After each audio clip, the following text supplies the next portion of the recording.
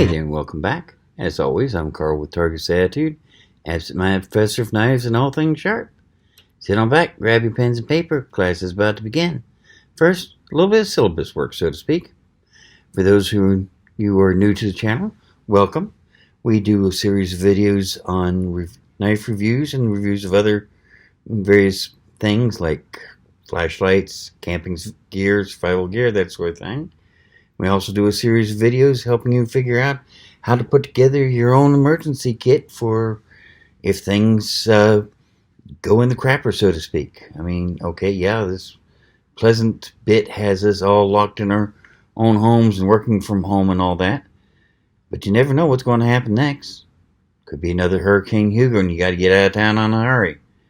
Could be another case of wildfires like we had up in North Carolina and Tennessee just a couple years ago. And goes on in California on a regular basis. Could be that tornadoes have wiped out your town and you've got to get some place just to find safe shelter while your town rebuilds. Could be a flood like the Johnstown flood back in the early 70s. Parts of Pennsylvania were in bad shape back then. And again, you didn't have much time to get the hell out of Dodge. For those of you who have been with us all this time, just got one question for you. Have you subscribed yet? No? You're serious? Why? It's easy enough to do. Just hit that button right down there. It says subscribe. Then you hit the bell next to it. That way you get notified every time I put up a new video. It's a win-win situation. Win for you because you get to know when I put up a new video. Win for me because, well, let's be honest. The more subscribers I have, the easier it is for me to get the neat new stuff I show you. But on with class today. As I said, we're talking about bug out gear or emergency kits. We've already covered hydration or water, and we've already covered first aid. Next thing we're going to look at is clothing. I mean, let's face it, you can't go running around in the nude. You're going to get arrested, if nothing else. And it's just not a good thing, especially out in the wilds. All sorts of things can get to you. But for an emergency kit or bug out bag, this is something you grab and take with you. It should already be packed up. So what should you have in it? Well, first thing we need to look at is weight. Let's be honest. You shouldn't carry more than a third of your body weight in your backpack. Quarter is much better. So for the average person who weighs between 160 and 200 pounds, we're talking somewhere between 40 and 50 pounds recommended, 70 pounds max. And, well, let's face it, clothes don't seem to weigh a lot, but go ahead and pick up a laundry basket sometime and think about what you're actually picking up. It does add up quickly. So let's use a little common sense here. We need to save our weight for things that we absolutely have to have with us. But again, clothes is something we need to consider because, well, let's face it, if you get wet or cold or something like that, things are going to get bad for you fast. So first thing to consider is you're going to have to go through your backpack or bug out kit on a regular basis, change things as the seasons change. But let's take a look at what we normally wear, what we want to take with us. First thing we're going to need to do, you got to take care of your feet. If you get blisters or sores on your feet, you're not going to be able to travel. Things are going to get bad fast. So 3 or 4 pairs of good heavy socks should definitely go in there. Socks aren't that heavy, but they'll help protect your feet. Either Probably not in the back itself, but alongside of it, you might want to throw in some good hiking boots or at least comfortable walking shoes. Something that's going to give you some support and that you can throw on quick when you grab your bag and the shoes and get out of there. Underwear. Okay, let's be honest. It might be disgusting to wear the same pair of underwear day after day after day, but dirty underwear won't kill you. Maybe gross, but it ain't going to kill you. On the other hand, if you get soaked, you're going to want to be able to change your underwear. So 1 or 2 pair of underwear, yeah, that actually would be a good idea. Don't overdo it though. 1 or 2 pairs max. As far as your pants, if you're wearing jeans, well, let's face it, you can go a week without washing jeans, so that's no big deal. If you're wearing dress pants, if you've got time, change the jeans.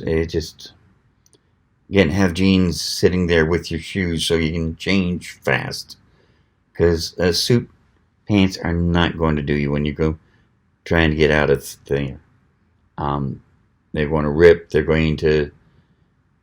not designed to be worn 4 or 5 days in a row without washing. It doesn't work.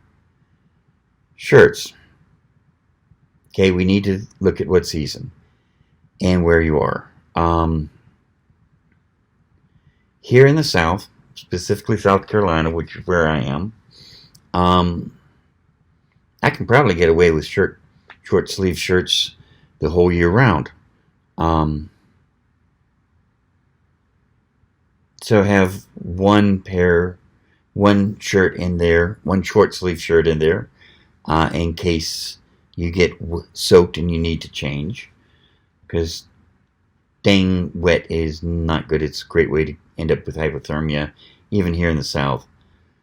Probably wouldn't be bad to throw in either a long sleeve shirt just in case. Then you got to look at what season it is. Summer here in the South, an emergency poncho or even just an emergency blanket is going to be fine to keep you dry. I'd go with the emergency poncho just because it's already got everything set. You don't have to spend time trying to get it tied and secured and all that the way you would with an emergency blanket. And it's lightweight as hell. It's not going to take up much room or weight in your backpack. You could go for a lightweight jacket. Wouldn't hurt.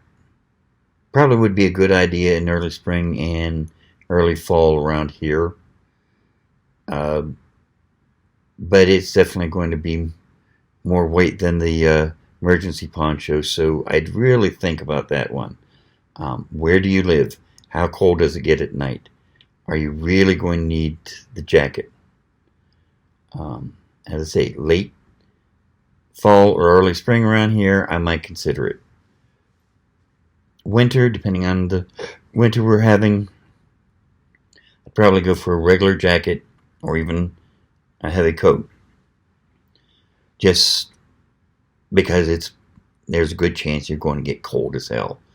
But again, don't get anything real heavy. I mean, my favorite winter coat for when I'm just going out and about is heavy canvas with a thick liner. It looks like a rancher's jacket, more or less. Something that a cowboy might be wearing out on the range. And it'll keep you warm in anything. But it also weighs about 45 pounds by itself. So, yeah, if I'm already wearing it, great. But I'm not going to be putting it in my backpack because that all by itself is going to take up almost all of the weight allowance you've got. So, Yeah, a hat. I know this sounds silly, but a hat is really something you should consider having with you. Um, I don't care who you are, where you are. Um, there are going to be times when a hat is going to come in handy. Now, you could always wear a baseball cap. Quite frankly, it'll work just fine. Matter of fact, give me just 1 second. I want to grab something. Okay, I'm back. Now, most of you are probably going to grab something like this. Standard baseball hat type thing. It's got a brim that's going to help keep the sun out of your eyes. It's going to keep the sun off the back of your head. It's going to help keep you cooler. And if it's cold out, it's going to help keep your head warm. So it's not bad. Only problem with most baseball caps, it's got this mesh, which means it's not going to it's going to let air through to dry off the sweat beautifully.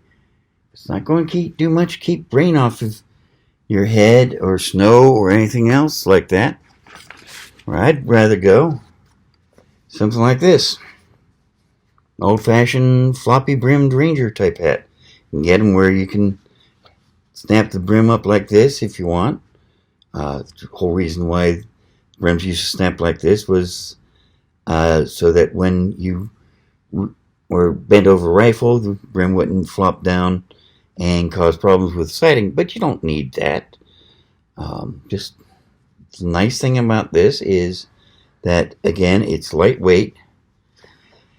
It can be smashed up and rolled up and tossed in the back of your car or in the top of your pack. No problem. It's not going to hurt anything. You're not really caring about what anyone thinks of you. You're just caring about getting the hell out of Dodge and getting your family to safety. So, the fact that it's not that stylish, who cares? The fact that it's got a wide brim all the way around means it's going to keep the sun off you from any which direction, so you don't have to worry about sun in your eyes. It's going to allow water to drip off, and it's not going to drip right on your back because the brim's going to extend a bit further. It doesn't have the mesh top, which means if it does start raining, there's no mesh to let water in onto your head. It's going to do an even better job of keeping the heat in if it's cold, so your head doesn't get cold, which means the rest of you won't get cold. This particular one has a nice band sewn into it that will help wick sweat away from you so that it'll help keep you cool. All in all, I just think this is the right type of hat to carry. Of course, it's up to you. If you want to, go ahead for the baseball cap. It's better than nothing. Or you can even go out and buy yourself a $300 Stetson. I'm not sure why you'd want to wear something that expensive and stylish when you're trying to get the hell out of Dodge. But if that's what you want, go for it. Other thing to consider, I wouldn't be surprised if you might run into something where you might find a pair of gloves handy. Again, definitely worth consideration. Again, consider what season it is.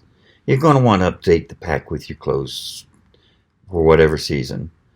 My personal favorite, I tend to wear a pair of 511 tactical shooting gloves. They're thin enough that my hands aren't going to overheat even in the middle of summer. I can feel what I'm doing through them, so I'm not losing any dexterity. But they're also thick enough and of the proper material so that my hands aren't going to get cold in late fall or winter.